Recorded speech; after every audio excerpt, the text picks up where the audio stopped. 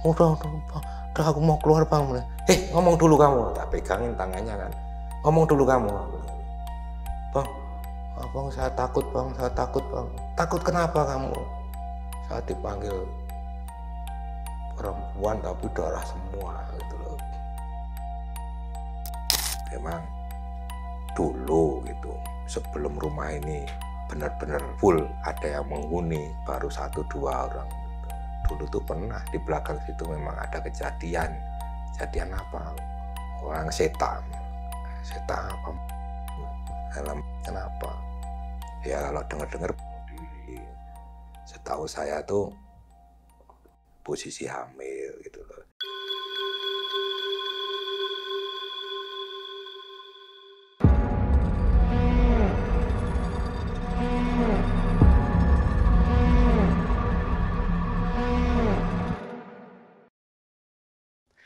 Halo Sobat OTM, balik lagi di obrolan tengah malam. Semakin malam, makin Seram.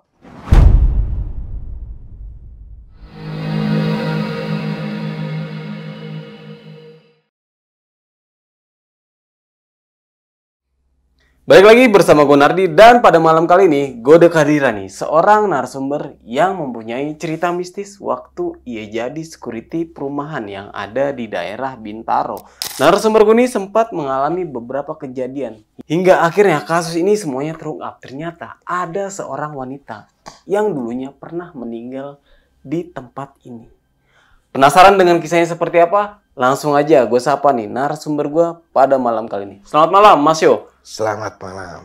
Oke, Mas, ini kan kejadian waktu jaga di perumahan yang ada di Bintaro. Iya. Tapi sekarang itu masih jadi security, Mas? Masih berlanjut sampai sekarang. Di perumahan yang sama? Iya, sama, di perumahan yang sama. Wah. Nah, ini kan mengalami beberapa kejadian sampai titik ini nih. Betul, sampai sekarang pun kadang masih mendengar atau kadang samar-samar juga, kadang melihat gitu loh. Oke. Dan ternyata teror ini pun ada sebabnya nih Mas ya? Betul Mas. Karena ada salah satu wanita yang dulunya pernah meninggal. Iya. Oke, mungkin ditahan dulu nih untuk ceritanya ini Mas Yo. Siap. Nah, buat kalian nih yang penasaran sama ceritanya Mas Yo kali ini, kalian bisa tonton dan simak video ini sampai habis. Gue jamin cerita ini bakal bikin kalian merinding. Buat kalian juga yang mau menjadi narasumber dan mempunyai kisah, kalian langsung aja WhatsApp ke nomor yang ada di bawah sini. Jangan lupa kunjungi media sosial kita. Nanti semuanya gue taruh di deskripsi. Mas Yo, sudah siap? Siap. Obrolan tengah malam, kita mulai.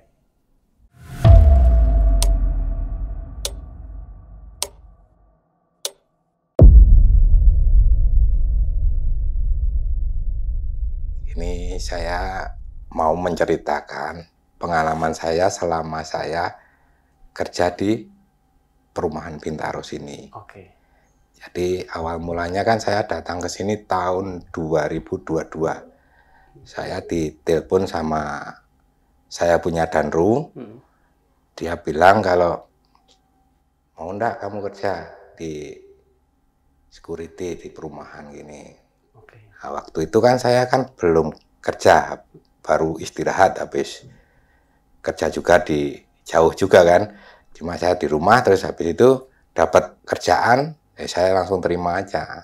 Jadi saya enggak mikir itu tuh kerja security yang bagaimana tuh saya enggak tahu, karena pengalaman security itu saya belum ngerti juga. Gitu loh. Jadi saya ikut aja kerja. Saya datang ke sini langsung mulai kerja gitu loh. Itu pun kerja langsung saya ditinggal. Udah kamu jaga sini sampai besok pagi. Langsung itu waktu itu malam saya kerja, dapat jatah malam. Jadi itu kerjanya gimana saya tanya gitu sama si security danru saya. Gini, pokoknya kamu di sini aja. Kamu keliling, nanti kalau waktunya keliling di komplek ini saya kasih tahu gitu kompleknya seperti ini semua. Jadi kamu keliling aja, nanti tiap 2 jam sekali, apa 1 jam sekali, itu tergantung mood kamu aja. Nanti kamu kerja, jadi mulai jam 8 malam sampai besok pagi jam 8. Terus waktu itu kan saya datang ke perumahan itu diajak keliling sama danru saya itu. Ini perumahannya ini, dari sini nomor ini sampai ini, dari yang sini gang kedua ini nomor ini sampai ini. Dan diperlihatkan kondisinya rumahnya seperti ini semua. Terus orang-orangnya juga ini yang ditempatin, ini yang enggak, ini yang kita harus mesti rawat, ini yang enggak. Nanti dapat bagian semua untuk ngontrol rumah sama bantu bersih-bersih rumah gitu loh. Cuma di sini gaji kan sedikit. Gaji sedikit, tapi kalau kamu memang rajin di sini, nanti lumayan kamu bisa ngembangin, kamu punya hasil gitu kan. Terus saya kan semakin senang aja gitu. Oke lah, enggak apa-apa. Terus saya cek kondisi lokasi kan.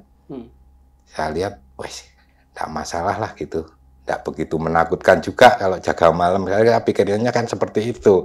Kan kalau jaga malam yang dilihat kan mesti lokasi. Satu lokasi, dua kondisi sekitarnya gitu loh. Jadi ini aman enggak kalau buat jaga, resiko berbahayanya sama enggaknya sesuai enggak sama yang kita jaga gitu loh. Akhirnya oke, terus saya mau aja gitu loh. Nah, waktu itu hari pertama sampai bulan berikutnya tuh enggak ada masalah gitu ya. Enjoy aja gitu loh kita kerja. Cuma saya terus sama warga sudah mulai kenal gitu kan. Warga sudah mulai kenal, sudah mulai ngerti gitu ya. Semua ternyata orang itu baik-baik semua warga situ gitu loh. Dan senangnya saya kerja di sini, setiap orang keluar tuh pasti dia nyapa gitu. Jadi saya semakin mantap gitu loh kerja di sini gitu. Waktu itu sebelumnya ya kaku aja kita kerja, waduh sendirian, nggak ada yang nyapa gitu. Terus cuma diam sana, lihat sana, tolak-tolak, nggak ada yang diajak ngobrol. Waktu itu 1, 2 hari, 3 hari gitu ya terasa jenuh sih ada gitu loh. Cuma lama-lama ya udah kita jalanin, mulai kita bisa ngikutin. Oh ternyata gini aja caranya kerja seperti ini lebih enak gitu loh daripada kita kerja yang waktu saya di tempat lain gitu loh. Nah, untuk itu sampai berjalan hampir 2 tahun lebih lah, 2 tahun lebih. Itu ya cuma suka dukanya itu ada aja gitu loh. Ada yang kita nemuin orang yang kayak seperti nggak enak hati juga ngalamin. Nemuin orang yang taunya datang marah-marah juga nemuin, namanya juga security jaga gerbang kan. Jadi ketemunya orang-orang itu kan gitu. Terus resikonya juga saya pernah ngalamin dibentak-bentak orang gitu kan sudah biasa gitu loh.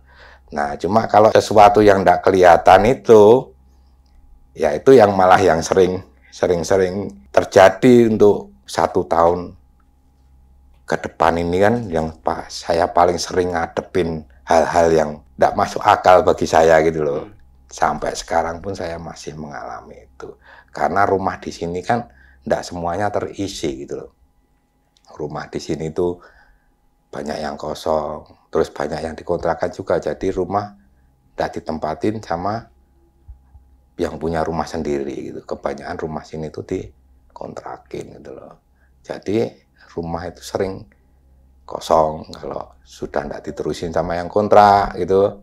Nanti baru isi lagi. Nah itu suka dukanya itu kalau waktu kita kosong tuh senengnya apa suruh ngerawat, suruh bersihin, suruh. Cuma enggak senengnya yaitu kadang kita dapat gangguan yang enggak kelihatan gitu loh.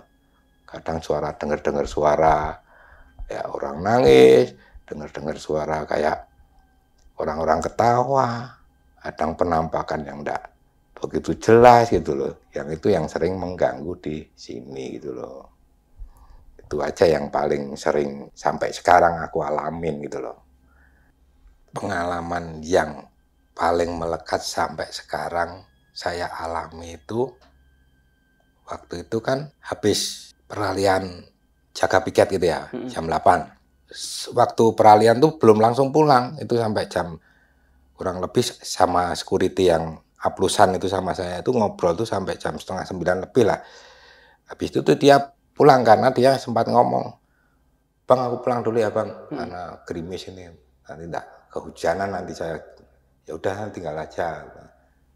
Dia pergi, saya kontrol cek itu saya cek jam 9 tuh belum ada terdengar suara apa, jadi masih biasa-biasa aja gitu loh.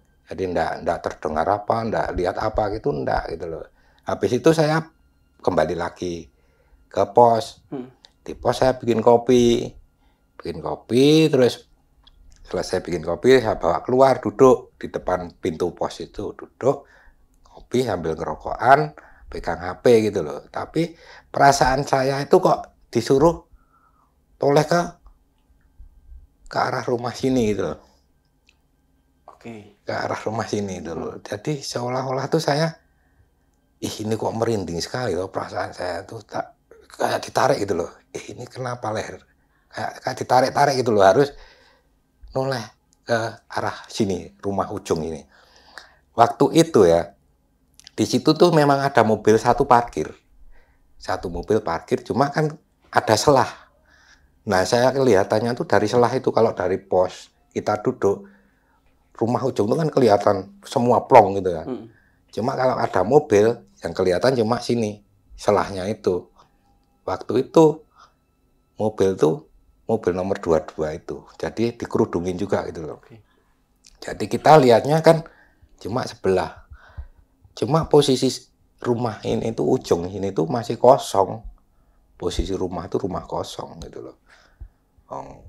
Jadi saya lihatnya tuh antara rumah nomor 34, 35, 36 waktu saya kerja di sini itu kosong, lama kosong gitu loh, belum ada yang nempatin gitu loh.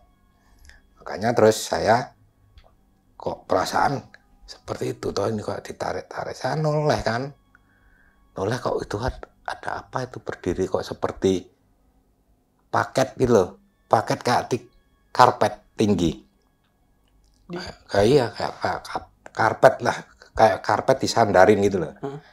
Tapi saya mikirnya itu rumah kosong, tadi saya lewat sana tuh enggak ada apa-apa, cuma kok siapa yang nyandarin itu paket itu, cuma paket kok warnanya putih gitu loh, kayak dibungkus putih itu, bungkus putih. Terus cuma perasaan kok yang gerak kok atasnya aja, jadi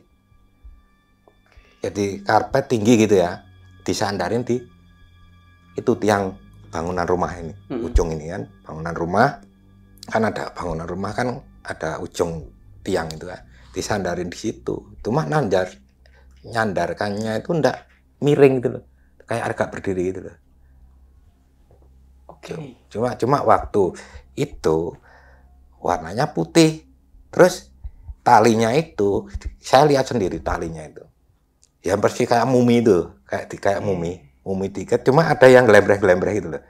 Talinya itu kayak lepas kayak kalau orang maketin barang terus itu ada yang solasinya ndak lekat gitu loh.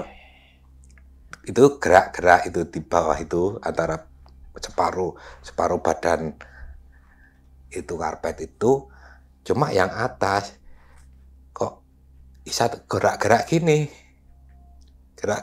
tuh, kayak orang mainan ke leher itu loh. Nah itu yang saya bikin wah gak enak itu loh perasaan tuh. Cuma waktu itu saya sempat berdiri mau saya samperin, berdiri itu enggak jadi itu bener apa enggak. Terus saya masuk, saya kan punya senter kecil Pak. Nah, senter kecil itu saya beli senter itu cuma 2.000 wong, senter mainan anak-anak itu loh, yang pakai lampu. Saya mau jalan ke sana karena dulu itu gelap banget loh Mas, dulu gelap banget. Terus lampu ujung itu sering padam sendiri, hidup sendiri, padam sendiri, hidup sendiri. Itu lampu sini. Ini udah berapa kali ganti saklar itu? Udah berapa kali? Itu sering itu. Hidup sendiri, mati sendiri, terus mati lama juga sering. Jadi saya waktu itu kan mungkin kena sinar rumah depan ini nomor 18 itu kan. Mungkin tak pikir-pikir itu apa sih? Terus saya masuk, ambil senter, coba tak tengok sana. Waktu saya jalan, sampai belakang mobil, belum sampai rumah itu kan, belum sampai tikungan, baru jalan itu. Saya dikagetkan dengan di samping saya jalan itu kan pohon berjejer itu, kayak gerak gitu kan. Saya noleh gini kan. Terus habis itu saya, apa itu? Gitu. Tapi terus saya fokus lagi ke sana. Kok enggak ada gitu loh. Ya itu, mungkin kalau ada mungkin saya enggak merinding ya. Tapi enggak ada itu jadi mau merinding semua itu loh saya. Hilang? Iya, hilang itu. Merinding semua satu. Kayak ditiup-tiup itu kan, leher, badan, wah sama telinga tuh rasanya dingin gitu. Lari saya balik lagi, posisi juga memang gerimis. Saya balik lagi, sialan itu. Apa itu? Saya balik lagi itu. Sampai itu enggak ada gitu loh. Cuma perasaan saya kok tetap sampai saya tuh mau pindah tuh kayak enggak boleh gitu loh, Bang. Kayak enggak boleh mau pindah tempat duduk gitu loh. Kok saya harus balik lagi ke situ lagi, deketin kopi saya sambil saya mesti harus suruh noleh sini terus gitu loh. Nah itu yang pengalaman pertama waktu itu yang benar-benar saya lihat gitu loh.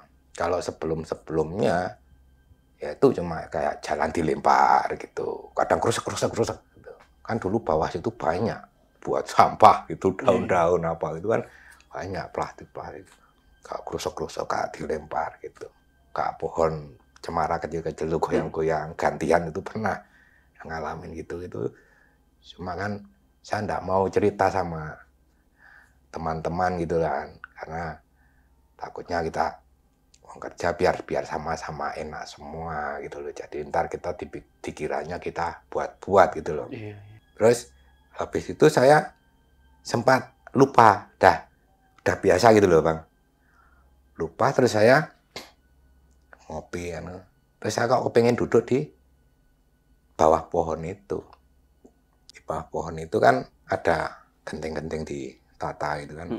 Dari dulu kan udah lama itu kan genteng-genteng itu. Jadi saya duduk di situ gitu loh. Malam itu jam 2 lebih. Kejadian 2 kali dalam satu hari itu yang paling serem itu. Nah, waktu itu kan malamnya itu jam 2 itu saya masuk di dalam kan. Nah, itu saya nonton TV jam 2 lebih itu ada orang gedor-gedor gerbang. Tapi saya sudah lihat di CCTV itu. Dari sorot CCTV kan ke pos. Yang hidup kan cuma itu satu aja. Lainnya kan mati semua. Tak tengok, bang gitu. Terus saya keluar kan. Keluar saya bukain pintu. Sebelum saya bukain saya ngomong, mau kemana? Mau ngantar makan, Bang. Kemana? Nomor 31. Gojek nih. Gojek. Atas nama siapa itu? Atas nama Stephen. Oh ya udah. Saya biasanya itu kalau ada Gojek lebih dari jam 1, enggak pernah saya suruh masuk gitu loh.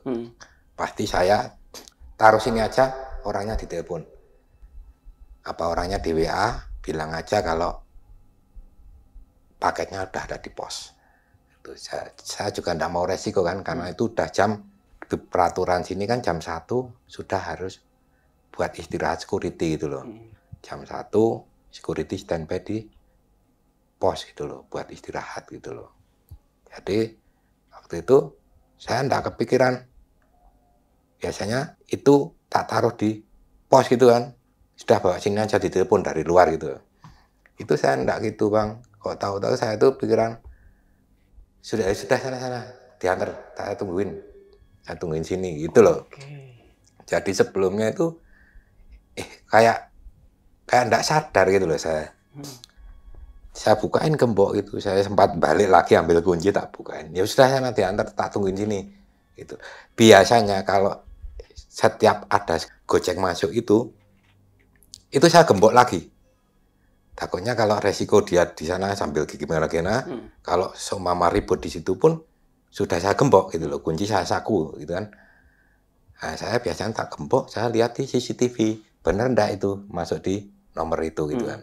Kalau yang depan itu biasanya saya begitu Gojek masuk saya maju karena CCTV yang arah ke gang satu mati kan waktu itu. Jadi ini yang ke gang kedua ini kan nyala. Nah, saya biasanya tuh tak cek gitu. Kok itu enggak saya cek gitu loh. Jadi saya cuma pegangan gerbang itu sambil dibuka itu Bang.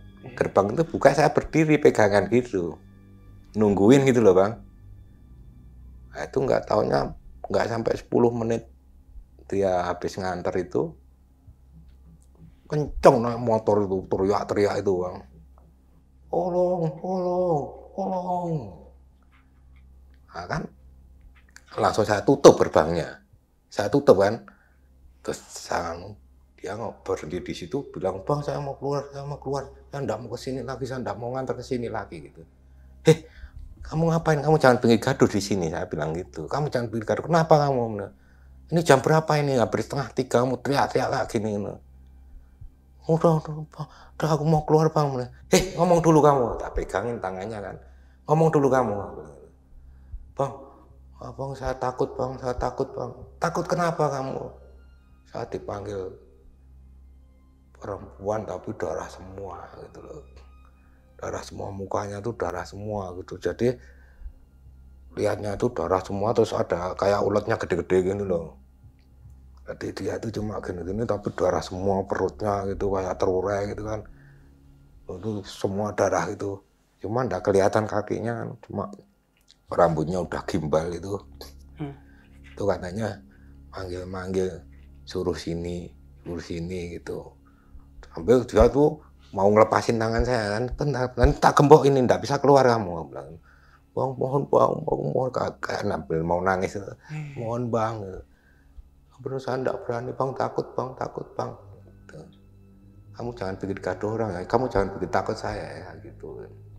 "Bang, tolong Bang, saya mau keluar Bang. Saya enggak mau ke sini lagi, saya enggak mau ke sini lagi." Tak bukain itu kan, pintu tak suruh, "Udah pulang, hati-hati, enggak usah teriak-teriak, enggak usah." "Ya Bang, maaf Bang." Tak gembok kan, saya lihat di CCTV. Tak tengok tuh enggak ada apa-apa gitu loh. Terus saya ngambil rokok sampai minum kopi. Keluar kan, saya keluar gerbang, keluar pintu pos, ngambil kopi sambil ngambil rokok, terus saya tengok lagi di CCTV gitu loh. Saya liatin gitu. Nah, di antara nomor 34, 35 itu, saya lihat kok itu pot. Saya lihatnya itu pot waktu itu. Saya lihatnya itu pot.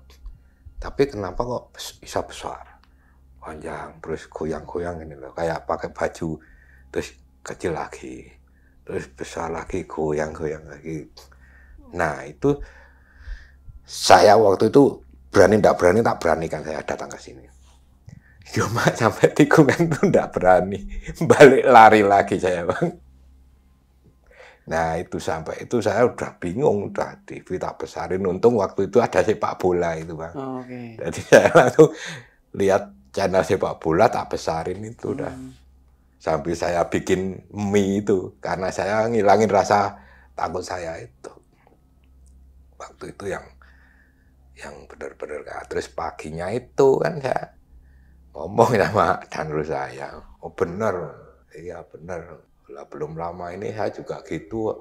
Nah, kalau ke situ pasti ada yang nangis, itu pasti ada yang kayak mainan korden gitu. Di rumah sini gitu loh. Ada yang ngelemparin batu gitu.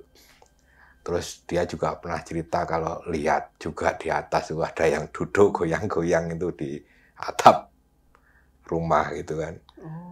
Nah waktu itu kan saya terus tanya sama Dan, saya bilang gitu, ini harus tak sharing dulu aja, tak ngobrol. Selama ini kan saya kerja enggak pernah ada apa-apa. Ini saya mau ngobrol sama dirimu. Sebenarnya tuh gimana toh?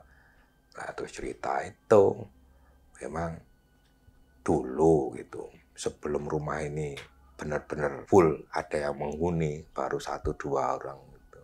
Dulu tuh pernah di belakang situ memang ada kejadian apa?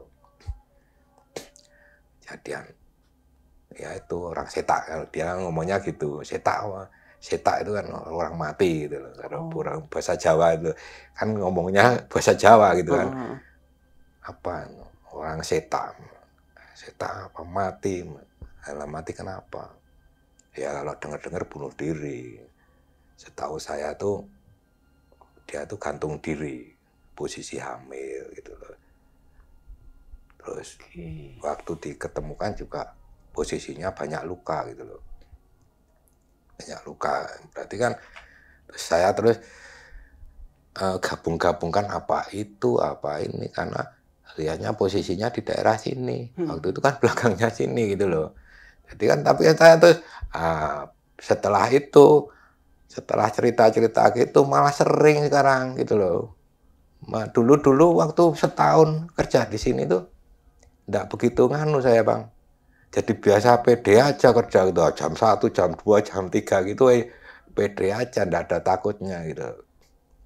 Nah, lama-lama kalau tahu cerita gitu, seberani-beraninya orang gitu kan kita kan ada rasa takutnya juga kan. Jadi kita kadang pas nggak berani ya berani, kalau enggak berani ya saya enggak keliling. Gitu loh. Jadi alasan saya terus minta CCTV dibenerin lagi itu kan gitu. Jagain kalau kita ada CCTV kan cukup mantau di pos. Keliling paling 1 kali 2 kali udah. Kalau dulu kan hidup mati pos apa CCTV ujung sini tuh kadang hidup, kadang mati. Yang sana juga gitu, kadang itu. Tapi pikiran saya itu mungkin itu waktu sering mati, sering hidup itu sering error gitu kan. Karena masih ada hewan itu loh, musang itu loh. Kalau di tempat saya itu luwak gitu, kayak luwak gitu loh. Jadi kayak bau pandan itu memang itu gitu. Nah, mulai itu setelah saya pertama ngalami kejadian itu ya, Bang. Ya sampai sekarang terus kayak perasaannya dengar kayak gitu loh, Bang. Jadi kayak kita di pos dengar suara apa kayak lebih peka itu loh, Bang. Jadi ini kok ada suara nangis. Apalagi belakang pos itu kan rumah kosong, dulu pernah meledak juga kan. Dulu pernah meledak. Nah, itu yang sering saya alami itu sampai sekarang. Itu kadang orang naik turun tangga itu sering alami, terus orang berbincang-bincang gitu. Kalau dari danru saya, dari teman saya security sebelumnya itu, dia diganggu itu dari kaca pos security itu kadang-kadang ada telapak tangan, buok, gitu tuh, nempel di kaca itu loh. Tapi itu yang mengalami danru saya sama security satunya. Kalau saya sendiri itu gerbang, kadang goyang sendiri tuh. Nggak ada angin, nggak ada apa tuh bunyi, udang, padahal itu kencang itu gerbang itu berat kan, tapi goyang pernah. Kok bisa ya? Nah itu sampai sekarang tuh itu terus pohon yang berjejer itu sampai sekarang pun saya mengalami itu ya, percaya nggak percaya. Kemarin saya habis motong pohon itu ya, saya sakit tuh 2 hari nggak bangun loh. Habis motong pohon itu. Sampai yang bantuin saya, kamu bismillah enggak waktu motong pohon. Sudah dibilangin situ kan, saya aja bisa ngerasain kok. Pohon dari ujung sini sama ujung sana itu bermasalah. Katanya gitu teman saya itu yang tak suruh bantuin itu. Habis motong itu kemarin tuh saya sakit itu. Nah itu kejadian sampai sekarang yang dengar suara-suara gitu. Kayak tahu-tahu ada bunyi apa itu. Kalau di pos itu paling sering sampai sekarang tuh paling sering. Yang kaget benar tuh waktu saya itu enggak ada angin, enggak ada hujan itu kamar mandi itu kayak dibanting itu dari dalam itu. Duar kencang itu. Kaget kan saya. Posisi saya nonton TV kan. Duar. Langsung saya berdiri kan. Saya enggak ke kamar mandi, tapi berdiri keluar tengok siapa ini gangguin. Nah waktu itu saya tulah enggak ada siapa-siapa, Bang, enggak ada siapa-siapa. Cuma terus saya kan sekalian berdiri saya mau buang air kecil gitu kan, pas mau masuk kamar mandi itu kenceng gitu, kayak enggak boleh masuk itu, buat duar, dan enggak jadi kencing sampai besok itu yang terakhir yang kejadian paling benar-benar di depan mata gitu loh. Oh. Ya kalau masalah antar rumah sini tuh yang ada penghuninya sama yang enggak tuh saya enggak tahu ya.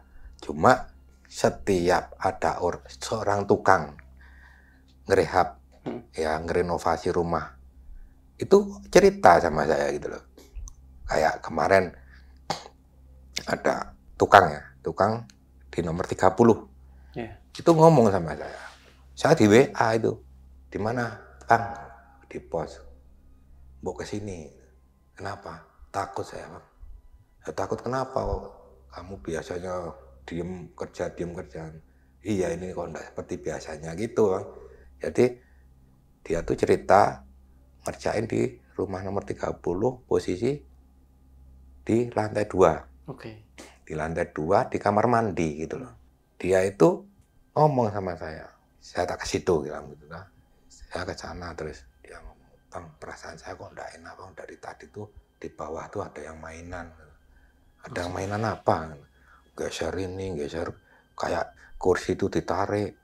Terus kadang kayak panci digeser gitu loh. Ada yang narik kayak mesin jahit gitu loh.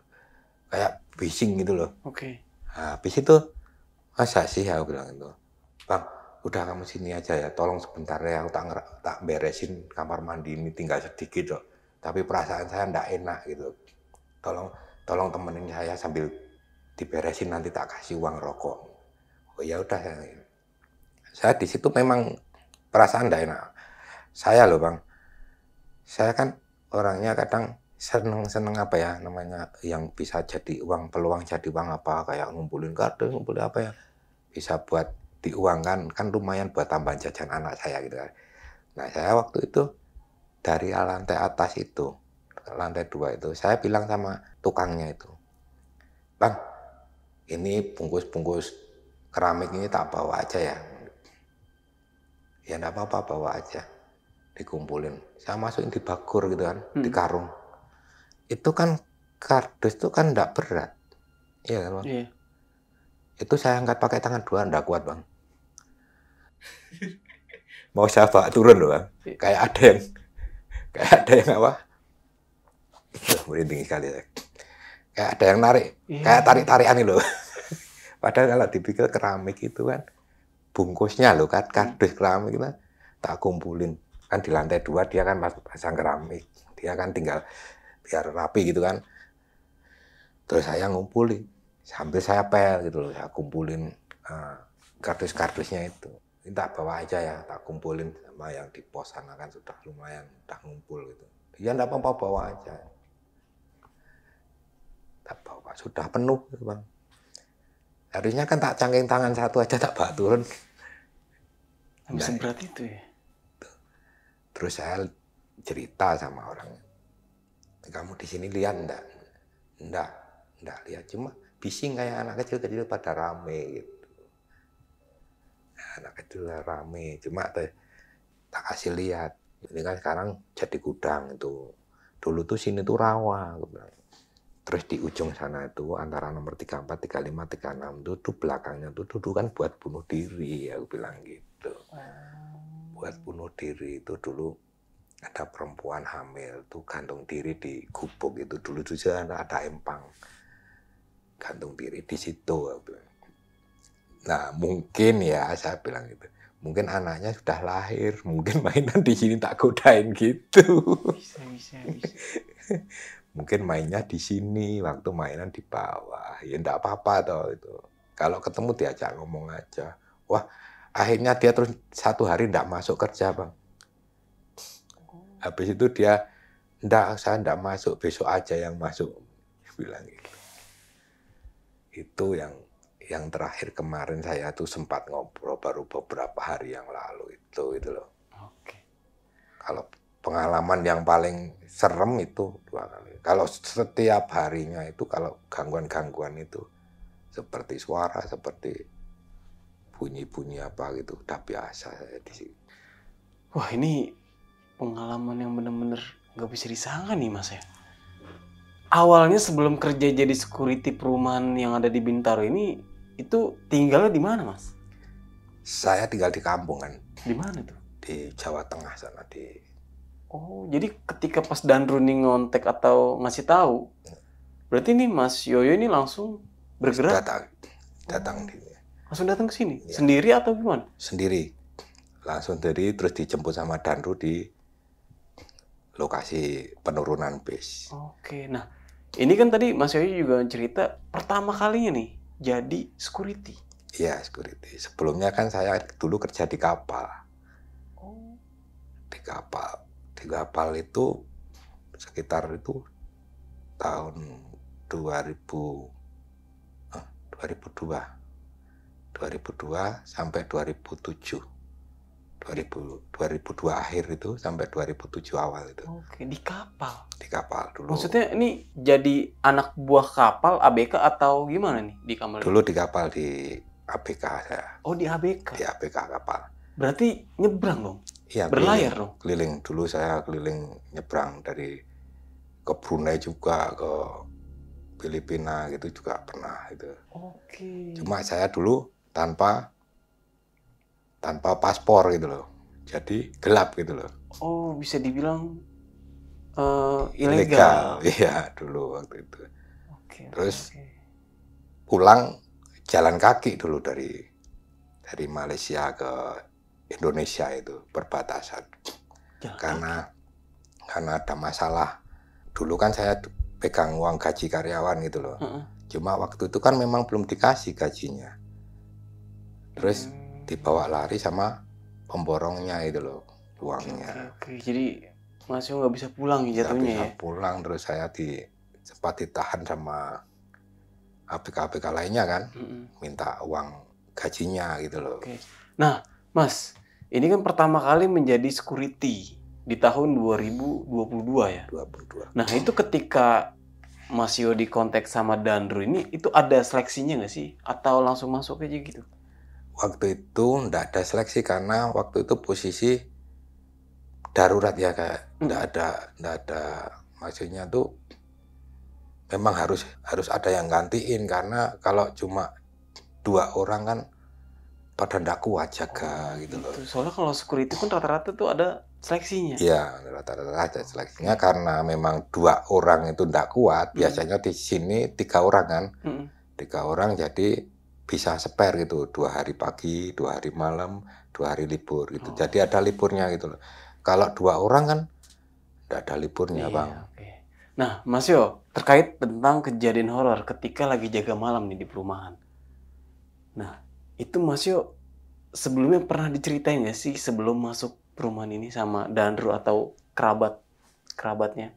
Sebelumnya nggak pernah diceritain, taunya dia, kamu berani nggak jaga, cuma gitu loh. Jadi saya ya oke aja gitu lah. Waktu itu juga mau di sini saya senang waktu itu dijaga, tempat jaga makanan banyak gitu loh. Jadi ini nggak seperti tempat jaga yang saya kenal gitu loh.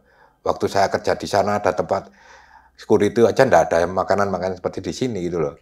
Jadi saya kan semakin mantap kok. Nanti kalau malam kita jaga pun masih ada yang dimakan, ada yang buat ngopi gitu loh. Jadi saya, oh ya ini ada jaminan kerjanya juga buat kebutuhan kita makan gitu loh. Nah, ketika Mas Yo nih ngalamin beberapa kejadian horor nih Mas ya. Nah, itu berarti semuanya tahu dong security itu? Tahu, makanya itu begitu saya cerita itu security sebelumnya, dan saya juga ngomong gitu loh, cerita semua gitu loh. Jadi ya sama, enggak cuma situ aja yang seperti itu gitu loh. Jadi Danru saya, terus teman saya sebelumnya gitu, dia juga ngomong, saya juga lihat. Enggak cuma itu, sopir warga sini pun juga ada yang pernah lihat gitu loh. Katanya ada yang di ujung sini itu terbang bolak-balik. Kan ujung perumahan ini, rumah ujung sini, sebelahnya kan gudang. Gudang gitu kan. Jadi kayak ada yang terbang bolak-balik. Itu pun mungkin masih sore, sekitar jam 8, setengah 8 itu tuh saya diceritain sendiri sama orangnya itu. Saya lihat seperti selambu itu loh terbang. Itu bolak-balik antara rumah ujung ini sampai gudang samping itu. Oke, berarti rata-rata yang tinggal di sini tuh juga sempat ngalamin ya? Hampir Itu- semuanya. Itu kalau yang cerita itu malah, kalau dari orang yang cerita sini malah nomor 2 itu pernah ngobrol sama saya pengalaman. Iya, saya lihat gini, pernah lihat gini gitu loh. Jadi cuma kalau yang depan-depan samping-samping itu enggak ada yang enggak ada. Berarti Mungkin karena rata-rata itu diterornya sama si sosok wanita nih ya, Mas? wanita itu. Dan Ya. ternyata Mas Yo ini dikasih tahu sama Dandru bahwa dulu sebelum jadi perumahan pernah ada salah satu tragedi. Iya, kejadian itu. Salah satu wanita yang sedang hamil meninggal dunia. Itu saya baru dikasih tahu itu, mungkin saya udah setahun lebih kerja di sini itu, baru dikasih tahu setelah saya cerita itu. Saya cerita pengalaman waktu ada tukang ojek itu. Sebelumnya saya diam-diam, kalau saya dapat kejadian apa-apapun saya biasanya diam gitu loh. Tapi waktu itu kan heboh itu. Hebohnya itu takutnya saya tuh, wong suaranya kenceng kayak gitu kan, teriak-teriak takutnya. Takutnya nanti besoknya saya kena tegur kan, posisi saya yang jaga malam dikira ada keributan apa-apa. Ternyata kok enggak ada yang dengar. Padahal teriak-teriak kayak gitu. Itu yang lebih parahnya itu yang driver Gojek sih, Mas. Iya. Sampai nangis begitu. Sampai nangis orangnya tuh. Saya lihat sendiri mukanya, kasihan juga. Cuma saya juga kalau tak suruh langsung pergi, saya enggak tanyain keterangannya. Nanti kalau ada yang tahu, mati saya dikira yang bikin masalah di sini kan. Iya, benar. Jadi saya tahan orang itu. Gojek itu saya tahan, saya tanyain. Malah dia tuh sampai nangis. kayak orang stres itu. Iya, kacau sih.